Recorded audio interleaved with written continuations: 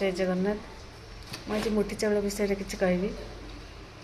प्रत्येक दिन आम घरे जहाँ रोषे हो निश्चिंत डेली किसी ना कि खाद्य तो नष्ट होमें जदि एमती करवा रोषे करने पूर्वर रोषे नौथवा चाउल जदि गोटे मुठा आम रखा ताल 30 दिन आम 30 मुठा चाउल रखिपर।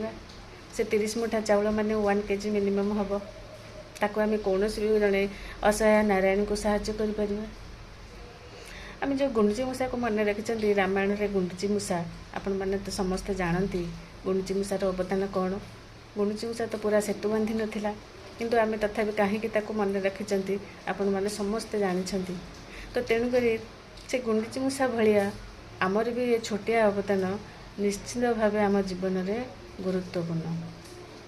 आम जो एते झगड़ा झंटी भलमंद कर जमी बाड़ी किणुंट पैसा साउथुंट सब करें गला बेले कौन आम साथी एगुड़ा सब जीव आम सांगरे जदि जीव ताहले भल कर्म टिके जीव। आम जदि भल कर्म किसी करथिबा सेटा ही आम साथी जीव।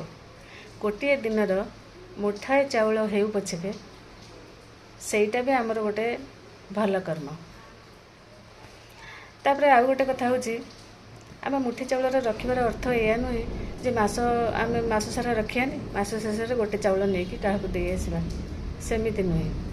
आम जहाँ रोषे कर मुठाए रखा देखा तो दिने रखिकी आम देखा आम समस्त पेटर कौटी नियंट पड़गला कि सेमती केवे हेनी। किंतु से जो मुठाए चाउलर गुरुत्वपूर्ण बहुत किसी मु तो अनुरोध करी आम समस्त को मुठी चाउल रखा निहाती जरूरी। जदि आपण मानक इच्छा हुए आपण भी रखिपारे। जय जगन्नाथ।